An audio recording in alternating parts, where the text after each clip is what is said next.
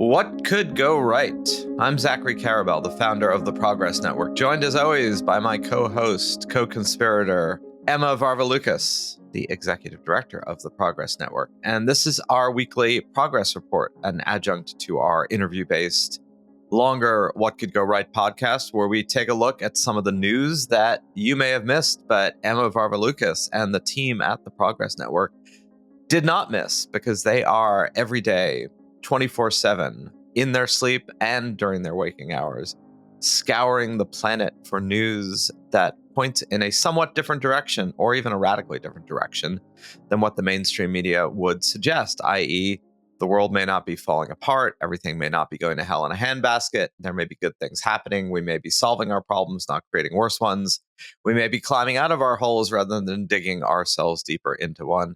We may be extracting our collective foot from our collective mouths rather than placing it deeper. All of those things that you would not know from our daily digest of dystopian despair that characterizes the news. There's a lot going bad in the world. We all know what it is. There's a lot of risks ahead, from politics to climate change to war to nuclear proliferation, or as George W. Bush would have said, nuclear proliferation. But there's also a lot that's going on in the world that we should be paying heed to that suggests that human beings are making, yes, progress, hence the progress report. So, Ms. Varvalukas, coming to us from an undisclosed location somewhere in Athens. What is going on in the world that we should be paying attention to? The name of my neighborhood, no one would be able to pronounce it anyway, so it'll remain undisclosed. Even if you knew where it was, you couldn't find it. You couldn't find it. It doesn't transliterate well into English. All right. I got a vibe shift, or maybe a perceived vibe shift to start out with today. I thought this was surprising. So the Quinnipiac poll just came out at the end of August, actually. And they ask a slew of different mostly politically oriented questions, opinions, blah, blah, blah. And this one especially caught my eye. More than 2/3 of likely voters, so 69% of likely voters, think America's best days are ahead of us. And I was like, Wow. oh, okay. That is a lot more optimistic than I would have expected. And more than certainly Gallup and Pew, which ask similar questions. Do you think the future will be better for your children or not? I mean, there's variants Mm-hmm. of it. Most of those have been the obverse of that. They've been 2/3 of people think the best days are behind us or the future will be worse. Uh, so that is quite different than what has been the read for, well, really most of the past 15 to 20 years. Maybe it's a snapshot in time. Maybe it's an August thing. Maybe it's an outlier and therefore should be, treated with some skepticism. But at least it suggests that people's attitudes, I think we've talked about this a lot, right, are malleable. Cultural attitudes about optimism, pessimism oscillate. They are not fixed in time and space. So maybe they're shifting. Maybe some of the economic reality of the past 2 years, which again, we've talked about this before, right, is statistically quite favorable, but experientially for most people quite negative. So maybe the data is catching up, or the attitudes are catching up to the data. Of course, the data may suddenly be getting worse now, given the job market softening. So people have gotten optimistic about the data just at the time the data is changing. I don't know. Yeah, I think that probably is what's happening because there are other like economic optimism like poll readings that have come out in the last few weeks, and that is ticking up as well. And as you say, it doesn't exactly match the data that's coming out. So there's always a bit of a lag, and they're never really quite a pace with each other. But so it goes. That was just a little flash of happiness. Let's move on to Brazil. So Brazil's they have a inequalities observatory. Um, that's kind of a new government thing, and they came out with a report recently that has said that extreme poverty in Brazil has dropped by 40% in 2023. So that's between 2022 and 2023. Of course, I cannot find anywhere. Now this might be different if I could read Portuguese, but I can't. I can't find anywhere what the poverty rate is now versus what it was in 2022, but they did say that in absolute numbers that represents about 8.5 million people. And do we know why? Is this Lulu government transfer programs? Is this post COVID? You got it exactly right the first time. It is a cash transfer program that was introduced in the early millennium. And it has been going on, I think, since 2003, something like that. But Lula, when he got into the presidency in, I believe, 2021, he redid and expanded the program. So it's essentially, the transfer programs like this exist in a lot of places. It's a conditionality one, meaning that people get money if they send their kids to school and vaccinate them and are below a certain income threshold. Well, there you go. So there you go. And of course, Brazil's mood may also improve in addition to its poverty rate going down by virtue of having banned X, formerly known as Twitter, which I'm sure will, at least in the short term, improve the public mood given the utter, well, kind of shit show that X and Twitter is now. Look, we use it. We use it at the Progress Network. I use it too. It's still fascinating and interesting, but it is clear that the Elon Musk version of X/Twitter is an even more chaotic, cacophonous, and somewhat disturbing place than it was before. And it was pretty much that before as well. And as some of you may know, the High Court of Brazil, or one judge in Brazil, banned X for not, I guess it was a content moderation issue, right?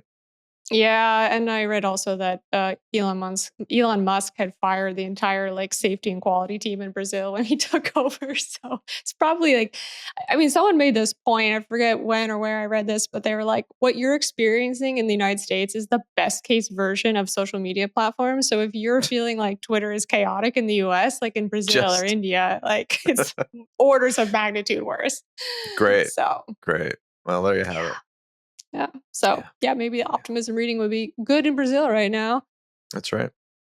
Just to be fair to, show all sides of the data, there was some consternation that inequality has widened in Brazil, even as extreme poverty has dropped. So do with that what you will.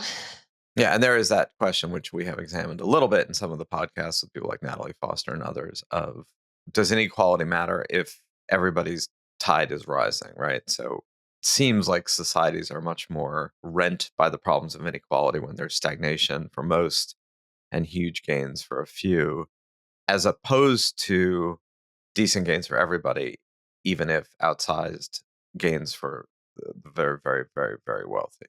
Meaning that Right. seems to create greater social dislocations and problems when there is stagnation overall, but a very few people are getting really, really, really rich, as opposed to everybody's getting more prosperous and a few people are getting Right. Like I would mind a lot less if like there was a bunch of Jeff Bezoses wandering around if I felt good about my financial situation. But if I was mired in poverty, I would really, really hate the guy. Like many people do. So all right, last but not least, I know it is way no longer in vogue to cheer on Google, but Google actually has some very useful climate change good tools that have come out. I mentioned one of them in the newsletter a few weeks ago.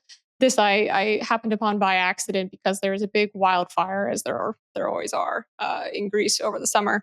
My apartment started to be blanketed in smoke, and it was in that point in time that I thought to myself, maybe I should find out where this fire is. So I opened Google Maps, and they actually have this new tracker tool that shows you the exact like live edges of the fire and where it's moving and growing and stuff like that, which is a pretty new tool. They built it in like 2019 or 2020 in the US.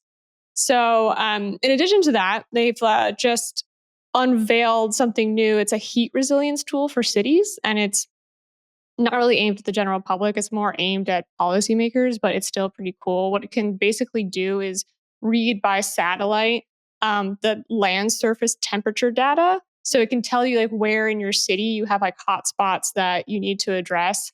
And it can also like visualize if you say, okay, I'm going to put in a bunch of trees here, or I'm going to like paint a bunch of white paint on the roofs to make things cooler, or I'm going to try this solution and that solution. It will visualize how that will work and how that will affect land surface temperature. So this is kind of like wonky and nerdy and not going to be in anyone's life anytime, but it's still actually very, very neat. And I'm a fan. Well, there you go. A Google tool that we should use. Is it in English or in Greek? Just out of curiosity. Yeah, the wildfire one is so they launched that in the US and then they brought that internationally. So that's in 30 or 40 different countries. It'll be in whatever language your phone is set to. And then the second one for heat surveillance is not really for the general public, it's more for policymakers. So I imagine right now it's just in English. I think they've only launched that in the States, but they tend to obviously launch things in the States and then bring them international later. So we Well, shall there you go. see. Mhm. What's it called? Good question. What is it called? They didn't tell me in this article. Let's see. There's no real name. It's like our heat resilience tool, but it doesn't seem to have a particular name. Like the wildfire tool, it's just like our wildfire map tool. They're just calling it using the heat resilience tool with heat resilience in caps. So I guess that's the name. That may be why more people haven't found it. It's like a bunch of Google engineers with that, that it used to be you had 20% of your time for a passion project. Yeah. So maybe they need to I think they may need to market that tool a little bit better.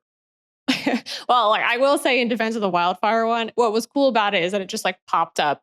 Like I like went into maps and would like put in fire, like the way you would search for brunch. I was like fire. Like I don't even know what possessed me to do this. And like the whole big wildfire map just popped up. And I was like, Oh, hey, that's cool. that's cool. Yeah. Yeah, that is So definitely.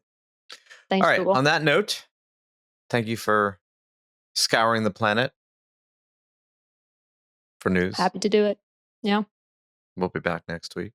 And all of you, please listen to our longer podcast and sign up for our newsletter. Also, albeit perhaps confusingly called What Could Go Right, which you can get at theprogressnetwork.org weekly and free. Send us your thoughts, your comments. You're tired, you're hungry. And we will continue the conversations. Talk to you all soon. Thanks, everyone. And thanks, Zachary.